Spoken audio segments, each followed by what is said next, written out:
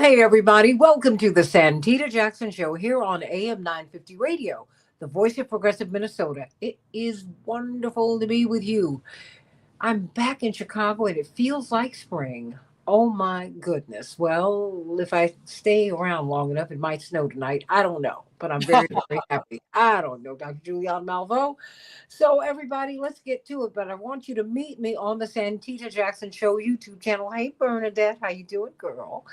The Santita Jackson Show YouTube channel and the Santita Jackson and Friends Facebook page. That's the only page where I can accept friends. Please, please, please meet me over there. And at Santita J on X. And I'm on Blue Sky. More and more of you are joining me over there. Thank you. Thank you for that. I am at santitajackson.bsky.social. Santitajackson.bsky.social. Let's get right to it. Hey, Wanda. Miss Wanda. Hey, Miss Carol. I love you all so much. I'm so glad that you all are here. There's so much that is going on. One is always trying to figure out what stories to go with because if you blink, there's something else that happens or that is happening that is just unbelievable. Unbelievable. But you need to believe it. My grandmother said if something is unbelievable, don't believe it. But guess what? If something is this crazy, you better know that there's something lurking in the shadows here. Uh, we're living through austerity, really. I mean, we've seen it happen in many other countries, but now I think that working people are beginning to feel the crushing weight of the economy. And these are people who never thought that they would feel it. You have thousands, hundreds of thousands of government workers who are losing their jobs. And that's just in the governmental sector. In the private sector, the same thing is happening. And we're being told that the jobs are going to return, and the jobs will return, but they will belong to robots and some people. There's a lot going on. And now, as people are trying to get on their feet, they get this news. Dr. Julianne Malvo, President Emeritus of the Bennett College for Women, world renowned economist, nationally syndicated columnist, and she is also the host of her own radio show on WPFW. Please go to Pacifica. You can get her every Monday morning at 9 a.m. Eastern Standard Time. You don't want to miss that show. I came across a headline that it just sounded so cruel, Dr. Malvo, particularly now. So let me put on my trusty glasses so I can be like you, except my glasses are not red. Yeah. This is from Common Dreams, and there's just a whole series of articles along this vein. The Trump administration will garnish struggling borrowers' wages as student loan payments resume. Brett Wilkins wrote, the Trump administration yesterday announced that it will resume involuntary collection measures against defaulted student loan recipients, including garnishing wages, tax refunds, Social Security benefits, and other actions, quote, to help borrowers get back into repayment, as the U.S. Department of Education uh, euphemistically said. Resuming collections, um, the Department of Education said in a statement, protects taxpayers from shouldering the cost of federal student loans that borrowers willingly undertook to finance their post secondary education. Close quote. And they went on and on and on. And the fact is, college is increasingly unaffordable at the state level, certainly at the private level. I keep telling you, the University of Chicago, I grew up on the campus. My father went there, my brother went there. We have all had exposure and have taken classes there. Um, they're $100,000 a year, undergraduate. Undergraduate. Who can afford to go there? Who? Most Americans cannot. And when you get on the campus, increasingly, like you see at Columbia and NYU and most of our elite universities, and we're beginning to see that at state schools, Dr. Malvo, beginning to see it at black schools, right? You're seeing people who can afford to cut the check. You got to keep the doors open. So more and more Americans are deciding not to marry or certainly to delay marriage to start a family. They're not able to buy houses because of student loan debt. Former President Obama and his wife, First Lady Michelle Obama, have said, wait a minute, it was only when he won his Senate seat that they were able to climb out of student debt. Only then. So, what say you, particularly now, Dr. Malveaux, that they're talking about garnishing wages? Now, people are already struggling. And we know what debt forgiveness looks like. We've seen it happen. We saw it happen with Wall Street, did we not? We've seen it time and again, Santita. And the thing here is you've got people, you got many people who are literally at the toward the bottom of the income distribution. They can't afford to pay. They're struggling, as you said. Some of these people that they're going to try to collect on may be federal workers that have been let go. There are so many reverberations of this. And the worst part about it is that this administration is tone deaf. Collecting, garnishing people's social security. Excuse me, if you have social security, you owed and you don't have a lot of money. So garnishing social security seems to me to be especially cruel. But there's so many other iterations of this cruelness. Because the other thing that happened under President Biden, there are several ways you could pay back your student loans. One is just a traditional way you pay it back. Two, they had that 2 or 3 programs that were income based. So you could pay to like maybe 5% of your income towards your loan. And after 20 years, they would forgive your loan. Now, if you were working in one of the helping professions or something like that, that meant you probably borrowed more than you paid back, but you're doing a service. So there's a public service loan program. If you were a teacher, there are 3 or 4 occupations, you would be forgiven your loan. But this administration has closed that down.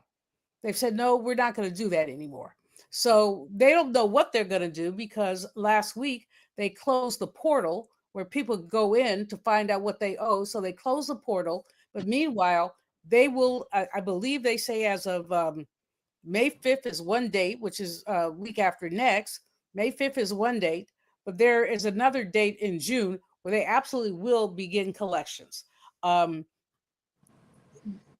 We stopped collecting. There was a reprieve under the first administration of when COVID hit. Mm-hmm. The first president, Excuse me, Trump.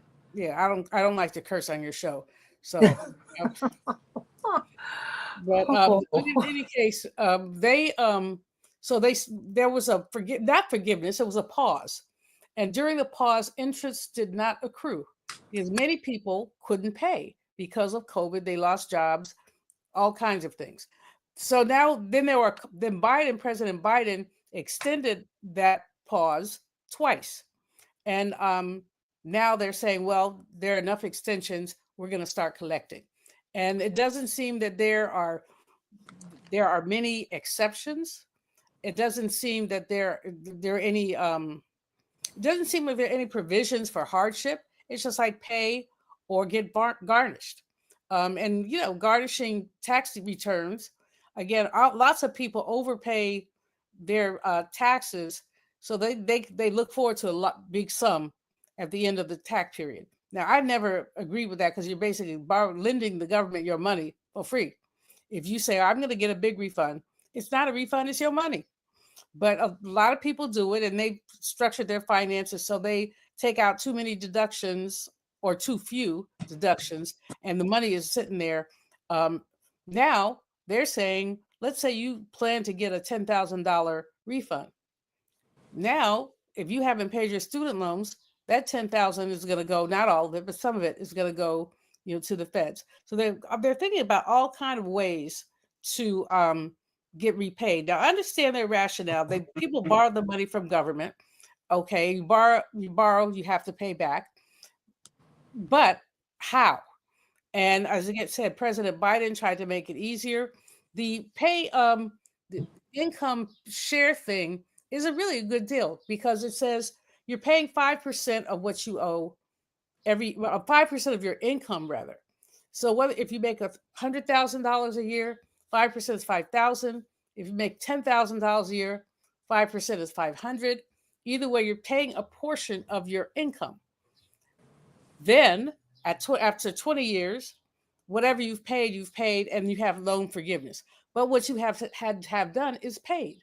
So these are not people who are trying to get away with anything. These are people who are attempting to pay their debt. Linda McMahon, the Secretary of Education, the Worldwide Wrestling CEO, and we need to mention that she knows about as much about education as I do about nuclear physics. But she says we're going to go in here and do this now. About almost 5.5 million people are in default. That means they haven't made any payments in a year. But how many people are in hardship still from COVID or from other things that have happened?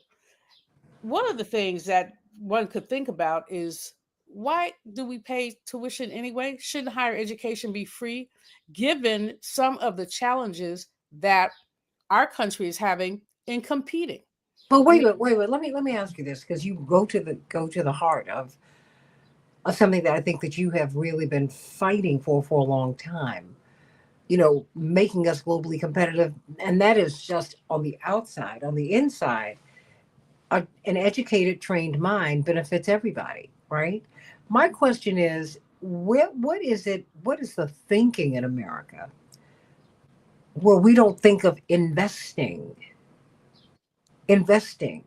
in people? I mean, in other countries, in countries that are so-called developing, that are forward-thinking, that are trying to become bigger, better, stronger, they send people to school.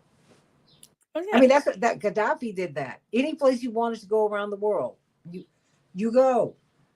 I mean, and other countries do that. They don't make education and healthcare and all the things that you need cost prohibitive. But let's just stay with education for a minute. As a college president, former college president, and as a nationally renowned, world renowned educator, quite frankly, why make the case for having an education? Maybe we shouldn't use free. An education that where we invest in people, we invest in students, right?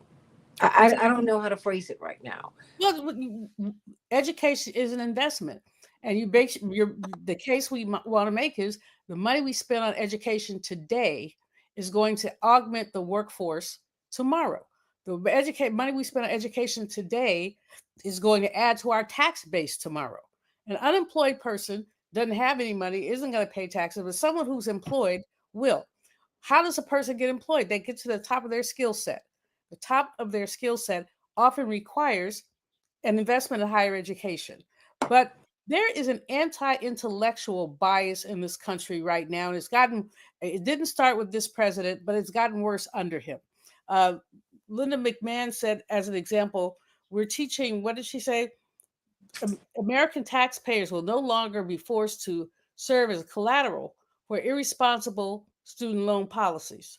So basically, they're stoking the class divide by saying, basically, Garbage Man Johnny is with tuition assistance is helping to pay for doctor's daughter Susie Q.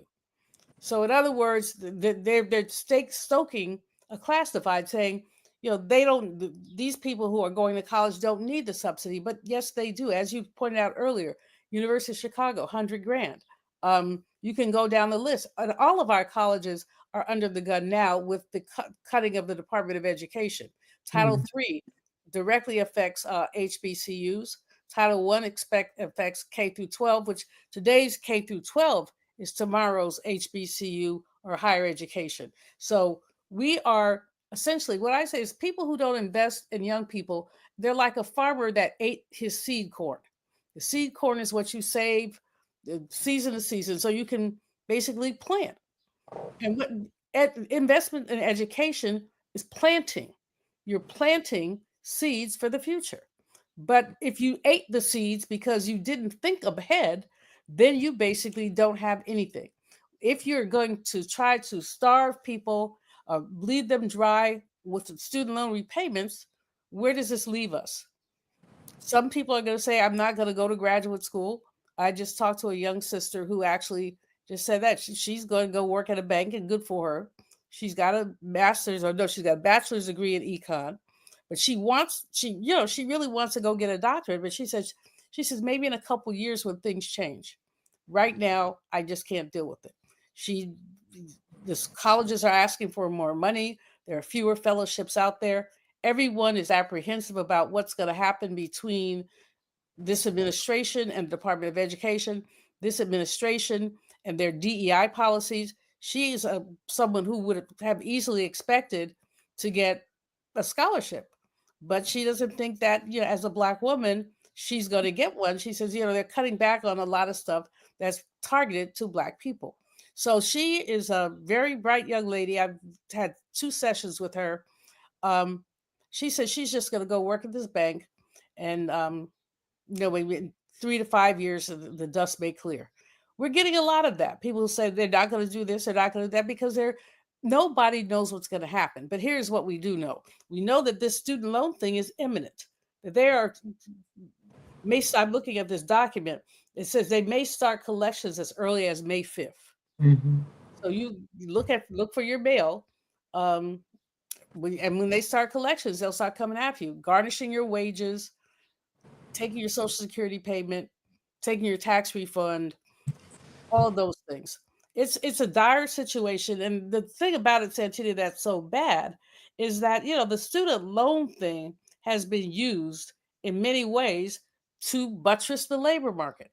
I mean, I went to college with I date myself, but everybody knows I'm old anyway. It was a National Defense Student Loan. And the premise of the National Defense Student Loan was that we were preparing our country to defend our country with our intellects. So people who enrolled in college could get student loans up to a certain amount, and you paid it back. Now, if you didn't pay it back, there was this garnishment and all of that, but the payments were not so egregious. Now, President Biden instituted 2 other programs. Again, these are income-based programs. So it says Mm-hmm. you will pay back based on your income after 20 years. If you haven't paid it all back, we'll just forgive it. So those are good programs, but these are the programs that this administration is so dishonest, because what they did before saying anything, the word is out, the Post, the New York Times, the word is out today. But about a month ago, they started exploring this. And if you look at Project 2025, it was actually explored therein. But the word is out. But meanwhile, let's say you have a student loan. You want to know where you stand. They closed the websites down, so people could not find out where they stood. They couldn't even pay for a minute because they closed the websites down. Now, they have not put those websites back up, but they're still going to start collecting on May 5th. We're talking with Dr. Julianne Malveaux, President Emeritus of the Bennett College for Women, economist, nationally syndicated columnist, and of course, you can hear her show on WPFW on the Pacific Network every Monday at 9 a.m. Eastern Standard Time. We're talking about student loans and how, in an economy that is increasingly insecure, well, let's face it. Well, people are losing these jobs in the private and public sectors, Dr. Julianne Malveaux, left and right, right and left. And now they are being told that, okay, too bad, too sad. Even if whatever check you're getting will be chopped to bits because of these student loan repayments. I'm just trying to figure out how that's supposed to work, because you can't renegotiate a student loan, yes? No, you cannot. So what does that mean exactly? Because I'm watching Wall Street renegotiates their debt all the time. What does that mean, that you can't renegotiate a student loan? You took a loan out at, I think the lowest rate you can get for a student loan is about 5%, 6.4. You took a loan out at 6.4, you're paying it back. When you graduated from college, You sat down with your college. They have usually have a student loan advisor, and they'll help you calculate. They'll say, "This is how much you have to pay. You have to pay, so much per month." You don't get the opportunity to say you could even renegotiate a car note, um, to say, "Well, I can't pay it. Can we do something different?" The two programs that President Biden instituted was a partial renegotiation, but they're taking those back. And so, in taking those back, it means what is there for people to provide them with some relief. The worst case scenario, Santita, I told you there are about 5.3 million people in default, and it's likely Mhm. to go up higher.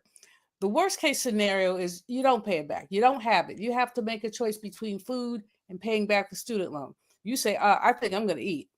You don't you don't pay it back. You go into default. Default ruins your credit. So if life was bad before, it becomes worse when you have a low credit score, which means you'll be paying higher interest on any number of things. You won't be able to purchase a home. You might not even be able to rent an apartment, depending on what your credit score is. If you defaulted on this loan, essentially, you basically have taken your economic future into your hands and messed with it. Um, that unless something changes or something happens. But they see that because there is an anti-intellectual mood that is driven by anti-intellectual people, and I won't call names, just y'all use your imagination. But those who don't like student loans, they don't like education. That's why they basically are eliminating the Department of Education. But wait, wait, wait. They like education for their children. Oh In yeah. fact, they require it. No, no, no, no. Wait, wait. They love education. For me, not for thee. Oh yeah, no. In fact, and you can look at it's interesting. Some years ago, I did a take on look at college attendance, etc. And one of the things we found is as the nation became more diverse, antipathy towards college became more pointed. But as you Mhm. say, for thee not, for For thee me, not. not for thee. So it became more pointed, so that my thesis was that as more Black and Brown people, especially, were attending college and university, there was a there was this no, we're not going down that way. We don't want them to have this, and so policies became more restrictive. Um, I this is my vivid imagination, but it's not so vivid and it's not imagination. The numbers suggest that as we became more diverse as a country, um, many of the points of educational access were closed down for our people. Mhm. So, what would you advise someone to do who's faced with this dilemma? And it is a dilemma. Do I eat? Do I pay this? Repay this loan? Well, And yeah, how do you you survive? got to And how do eat. you survive that? If you don't eat, you can't pay the loan anyway because you will soon expire. So there are organizations that are looking at this. Yeah, there are some organizations that are looking at this and offering people advice. But one of the things I would say moving ahead is that I hope that parents will just be very cognizant of this. Very cognizant of this. It may be, and I hate to say this, but it's the truth. It may be that your young person will have to go to community college for 2 years before going to a 4 year. It's not the end of the world. And if you go from community college to Harvard or Bennett or wherever, that's where your BA comes from. So but It's a people, step forward. Okay. I yes, mean, people have to really. We're in conservation mode. People are looking hard about where they can pinch pennies, where they can basically survive. And if this is a survival situation, um, they blocked. President Biden had a program called Saving on a Valuable Education, or SAVE. That program has been blocked. President Biden's student loan forgiveness, that has been blocked. You go down the list of all the things that have been blocked, and you know 8 million people were enrolled in some of these programs. and they now cannot even get into their website to see what's going on to repay. So they're setting people up to fail. They're So setting okay, up to, if you can't get into the website, how you're penalized, right? I if you mean, don't pay on you can't time. say. Yep. Well, they claim they're not going to start collecting until May 5th, but that's 2 weeks from now. Less than two, really 2 weeks from now. What if you had a payment due and you can't get in? I'm sure that there will be people who will be able to negotiate their way out of some of this, but it's not clear um, what these people are prepared to do. Remember, also, they've cut the staff. Um, they've cut. So, who's going to? You come in, you say, "Look, I lost my job. I this, I that, I the other. Can I get a break?" You may have to wait months to get an appointment to even make that point because they've cut the workers who are dealing with this stuff. So this is a big problem. It is a problem. So I mean, they are being set up to fail. I remember you said of Detroit some years ago. Detroit didn't collapse; it was collapsed. And it seems Exactly. like that this is what's happening to the American people. Talk to me about that. Well, we have an administration who is absolutely myopic about the way that people live. We know how we get the numbers, we get the data. We know everybody's not struggling, but a lot of people are. And these federal Doge layoffs, etc., are hurting people. Many of whom, and people think of government workers as all of them make 100 grand a year or something like that. But the fact is that a lot of them are the clerical workers in the government agencies, the security guards, and others that were not making big money. And now they're going to be making even less or lose their jobs altogether. Um, Meanwhile, this administration is just myopic about it. They don't seem to care. Again, there are some members of Congress who are fighting this, but there are many who are very indifferent. And then you have the portion of the Republicans who know better. They know better, but they're frightened. Senator Lisa Murkowski from Alaska spoke the other day about how so many of her colleagues were afraid to oppose Trump programs. They're afraid to oppose them because why? Because Elon Musk might primary them, and he's threatened that in many cases. Because yeah, that's the bottom line is they don't want to be primaried. Well, what do These you well, let me ask you this. I mean, while we're talking about colleges, I promise you I'll pivot back to the students and these and loans. What do you make of what Harvard is doing? I appreciate Harvard. Harvard has the money to. I've been a Harvard critic for many reasons for many Mhm. years, but they do more good than harm. With the research that they do, the medical research and other research, with the engineering programs that they have, Harvard is a net gain for the United States of America. Now, there's some things they could do a bit better, and some of their governance is a bit whack. I did not appreciate the way their trustees really pushed Dr. Claudine Gay out. Oh, Uh, but still, if you have a balance sheet, I say they do more good than harm. And what they're doing now is good because they are basically, Santita, setting they're modeling behavior for smaller colleges. They're modeling behavior for yeah, first. I mean, Harvard has a $50 billion endowment, um, and good for them. Other colleges don't. So many people are frightened, but Harvard is fighting back, and this is it's really important. They're not. Others are not. There are many who are not in a position to fight back, but Harvard is, and what they're doing is they're basically showing others what the path forward is in terms of dealing with this administration. mhm. Well, do you think that they will be successful in their efforts? It depends. Several of those Supreme Court justices are also Harvard alums. Hmm. And I think about that from time to time and say, I wonder if they're going to stick up for their alma mater or for their massa. Um, but many of them are exactly Harvard alums, and they are likely to stand up, if you will, for their alma mater because it's not just about Harvard, and you're getting conversations from people that talk. This is about free speech. This is about the role of government. This is about the way government can influence or not influence a private institution. Harvard is a private institution. We're not talking about a public institution. We're talking about a private institution.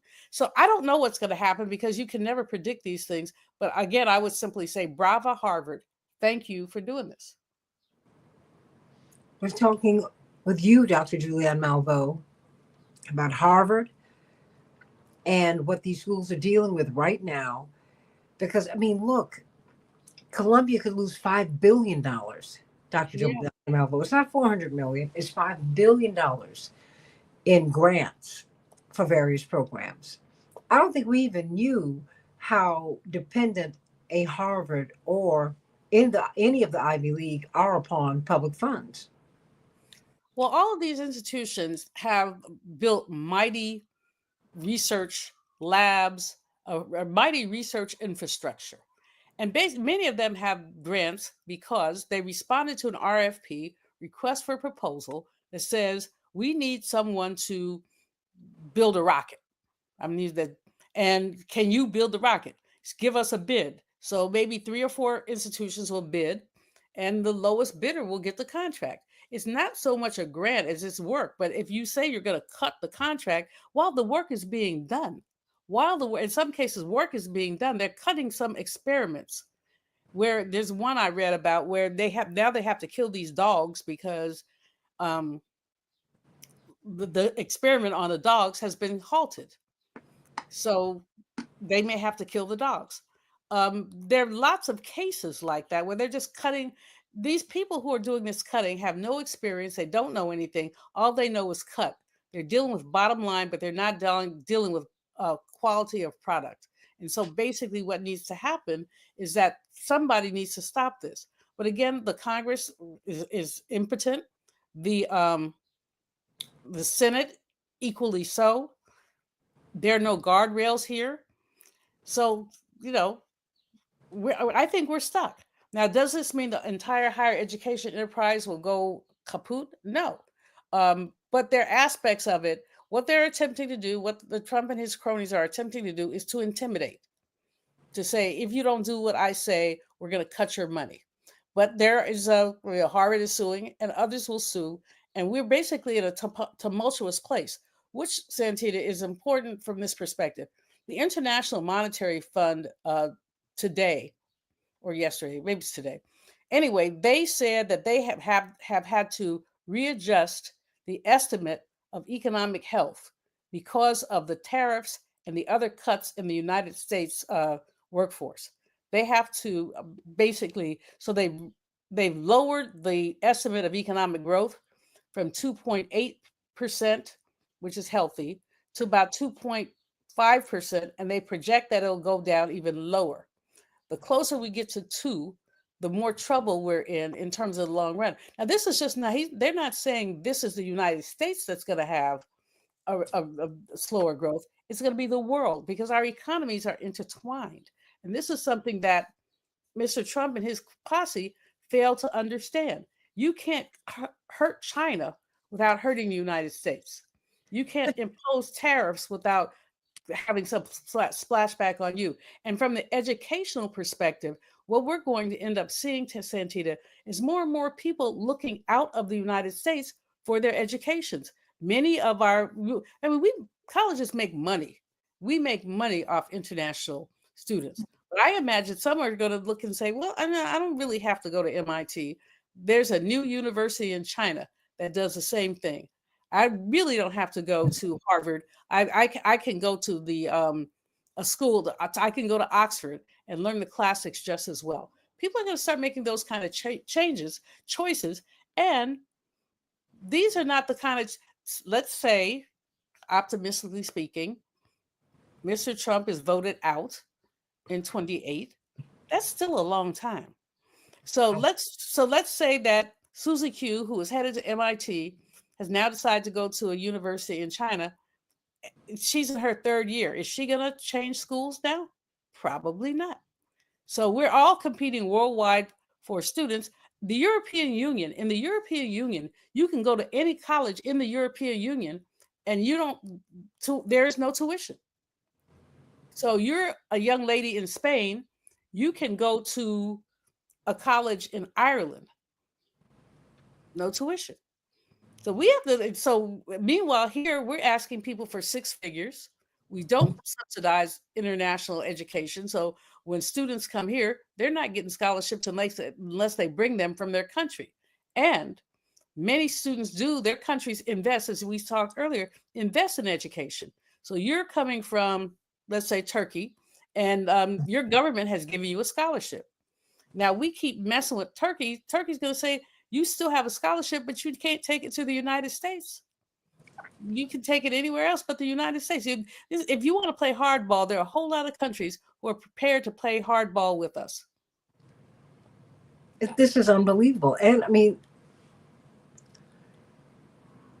the money is there, Dr. Malvo. It's there for bombs, but not for books. Is that what we're saying?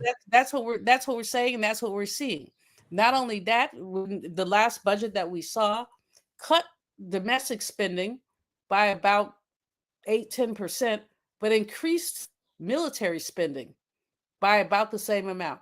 So on one hand, you're saying we don't have money to do domestic programs, Head Start, our libraries, just go down the list. But we have money, extra money, to give to the military industrial complex. That makes no sense. But that's where we are. And again, I hate to say it, but this is what some people wanted. This is what's and let's just be clear about that. And then there's something that some people didn't want, but they didn't read Project 2025. A lot of people who were part of the Trump inner circle, they it's almost amusing. They say, "Oh, he doesn't mean those things. He's just saying them for rhetorical value. He's not going to cut all that stuff. Maybe he'll cut a little bit." They're saying he's not going to impose all those tariffs. It's impossible. Watch out. That's just what he did. People who supported him really thought he'd be great on the economy. But I talked to someone yesterday on my radio program, Alan Lichtman at American University, and he said that there are over 100, and I counted it's more like 120 now, executive orders. Only about fewer than 10 of them have anything to do with the economy. So he came to fix economic stuff, but he's using the economy as a cudgel to deal with the culture wars. That is unbelievable. And in the meantime, what are our children to do? Not go to school? Well, our children should go to school, and we have to work it out. We have to figure it out. I mean, we at Push Excel are about to do some things with some policy papers. But again, we're stuck. We have a Republican Congress, a Republican Senate, and frankly, a Republican court. Although I do think the court has shown some flexibility, but we don't have. There's nothing that can change this unless some members of Congress of the Senate stand up. And right now, they don't seem inclined to do so. Well, they don't. They do not. And well, I think they're being exposed to who pulls their strings. I mean, we keep looking at these elected officials as if they have the final word. They don't have the final word until you get your word in. You have to call that office. You have to write the letters. You really have to be a nudge. One of the things that you said in one of our many conversations, Santita, I've been thinking about a lot because it's very easy to dump on Mr. Trump. He is, from my perspective, a despicable human being who has no knowledge or foresight, and he's running our country to the ground. But who's allowing that? And you said that before. It says, who's allowing that? Who pulls his buttons? Because it's really interesting. Now, Apple was going to get a tariff, and Steve Jobs calls the president, and suddenly electronics are going to be exempted from the tariff. Come on now. Why? Because Steve Jobs picked up the phone and called the president. You saw all those tech giants at the inauguration sitting at a very prominent seat. That wasn't. No, no, no. I saw the White House Easter egg hunt. Well, I didn't see that. Sponsored. It was sponsored by all By of big tech. By all of big tech. Well, there you go. The Is Easter egg, the Easter egg hunt has never been sponsored. Mm, mm. moving forward? What do you think that these students and these former students should organize? Of course. And then no, it's not even, of course, because that's some of them. It's not within their realm of understanding that we were going to get here. No, it wasn't. And many of them underestimate what their power is in terms of organizing. Many of them do not have an organizing mentality. I'm one of them 60s, 70s children. We have a demonstration on anything. Um, and there's some young people at Howard University that I'm just loving because they're out there with their complaints about a number of things. They want the university to be less cooperative to this administration. There are all these things that Howard has a lot of international students. Howard is the Mecca, and people from Australia to all over the world want to come to Howard University, whether they're black or not. Um, but what we see right now is that the university is considering cooperating with ICE. The students have demanded that ICE not come onto the campus, and they were out for a couple of days protesting. They were also, unlike Howard, very roughly handled, um, and so they were sleeping in tents, and they decided not to because the police were very aggressive with them, both the Metropolitan Police, DC Police, and the Howard University Police. And usually, the Howard University Police, if you know Howard University, you know there's a history of protests.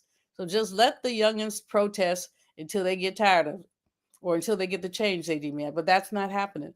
So, students do not come out of a protest uh, ethos much. They did, of course, there were the many protests about Gaza. Um, there are many protests about a couple years ago, there was the quality of the dorms, and there was a long, big protest about that. But many young people don't come out of that tradition. And so this is a tradition that we have to reawaken in these young people to say, look, this is within the realm of possibility. And Santita, I want to pivot just a tiniest bit to think about Pope Francis, who made his transition. And the reason I raise him is because this is a man who knew how to speak truth to power. He wrote an encyclical, which is a papal letter, about climate change. It was the exact opposite of everything that this administration stands for. And some people inside the College of Cardinals uh, weren't feeling it, but he did Yeah. it anyway. He's spoken out about racism. He's spoken out about George Floyd. He has, 88-year-old man, but with enormous courage. And that's what resisting this administration is going to take. It's going to take enormous courage. People are going to have to stand up, step up, and do what they need to do. Now, will there be consequences? Probably. Will people end up going to jail? I hope not, but who knows? But we didn't mind going to jail back in the 70s. We have reunions in jail. But do you think that this will wake students up? Oh yeah. Oh yeah. Students and recently graduated students and people who thought they were going to have a reprieve and now people are going to come after them with collections. I hope that they will go to their members of Congress immediately. And I hope that in addition to going to their members of Congress, that they will bombard the Department of Education, what's left of it, with requests. I think they're saying that either the Treasury or the Small Business Administration is going to be in charge of collecting these loan programs. So what does that Because mean? that you'll be getting a letter in the mail from somebody saying, you owe X and you're supposed to pay X per month.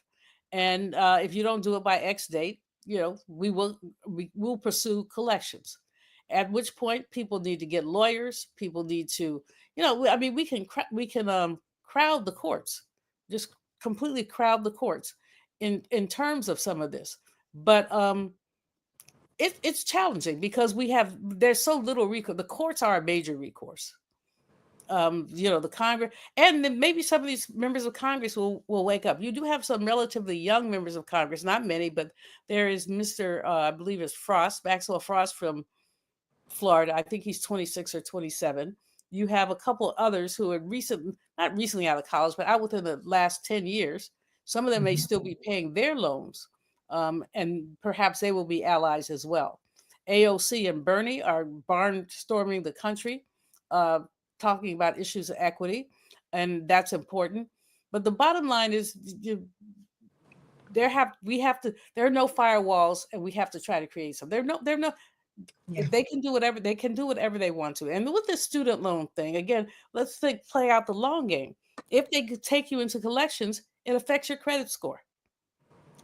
If your credit score goes below 650, you're not a candidate for a loan of any sort. Defaulting on a loan is catastrophic to your credit score. So basically, we're threatening ourselves. The country is threatening itself, and our long-term stability is at risk here. What do you want to see happen? Because I do believe that if these young people, and if our elders, and everybody in between, I think that if people marched on Washington, if they started calling their representatives, a lot could change, Doctor. If people called their representatives and flooded their phone lines, hands off our student loans, that group, hands off our student loans, hands off our Social Security. If people flooded them with calls, it might make a difference. I'm a big fan of marching, but here's what I know: this administration is tone deaf to marching. When they had the last march, the hands-off march, the president went golfing. That was his response to the march. He went golfing. So you have someone who doesn't know and doesn't care. But then there are others in the pipeline, and J.D. Vance is no better. He doesn't know and doesn't care. But what we have to find out is who are those who care? Who are those who care, who are willing to do something? And are there people are worried about being primaried? Well, what can we do about people being primaried? We can fight back. We can definitely fight back. So it's a precarious. Well, it seems like a daunting task. I mean, it really does. And when I can only imagine what people are going to feel in a few weeks when that check has been chopped. Yep, when your Social Security check has been garnished. I mean, because we're talking about the things that. Why do you get Social Security? You get number one, because you paid into it. But often elders get Social Security because they need it. Because part of their budget is depending on them getting X number of dollars from Social Security. So to then say, we're going to cut your Social Security because you didn't pay back your student loan. Now think about this. If you are getting Social Security, you're over 60. You're well over 60. Yeah. Is it taking you that long to pay off your student loan? Well, let's look at Barack and Michelle Obama. Yes, they were. They were 25, 30 years in when they got into the presidency, and they still had student loan payments. They were able to pay their loans off when Barack got an advance on his book. Yeah, and she got a big job. Yeah. I mean, his second book. Yes. The first one didn't do anything. Not his first. Yeah.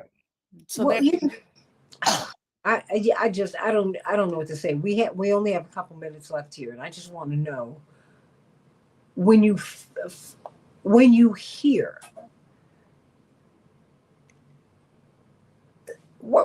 when you hear that all of these things, Social Security, your tax refund,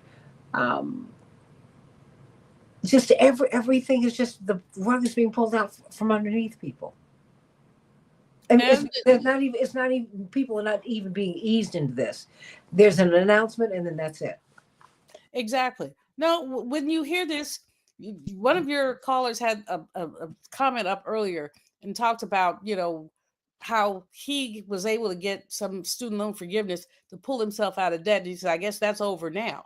And basically, what we're seeing is, I guess it's over now. People have to fight back. They have to literally fight back. And in some cases, fighting is simply going to amplify the problem. It's not going to cause them to reverse a student loan policy unless enough people say, oh, hell no. And Because that, these are the banks, right?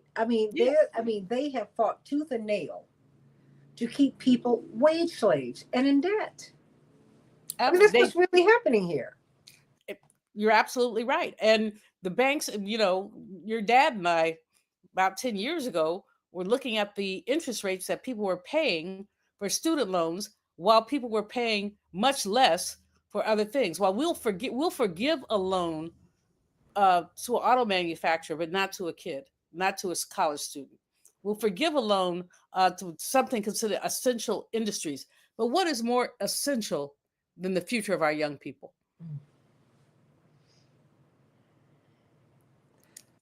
I don't know.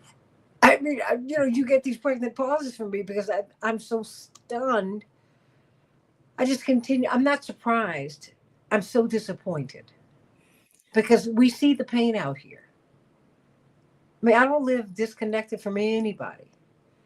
And people are beginning to do things in offices and buildings, I mean, just in where you live in your neighborhood, that just let you know the depths of the desperation.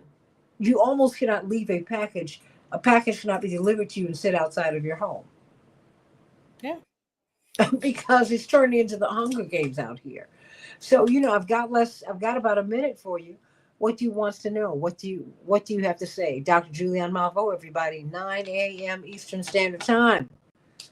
What I want people to do is to gird up and to resist.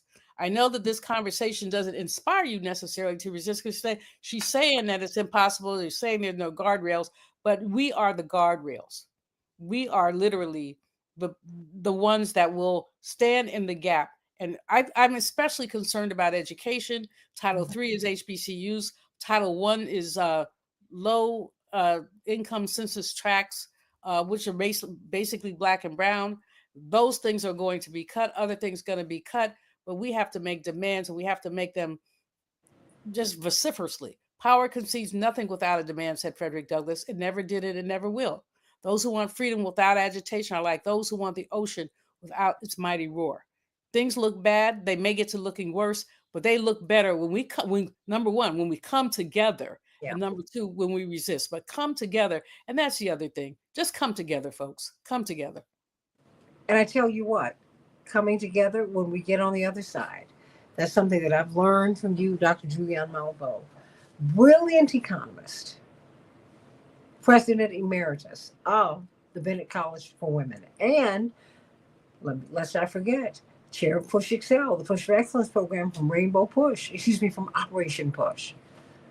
So glad so glad that you're doing the work that you are doing, because we need to be able to interpret what's going on in this economy. No one wanted to take econ in college. Come on, I know I didn't. But I know. you have a way of making all this very accessible, and I want to thank you.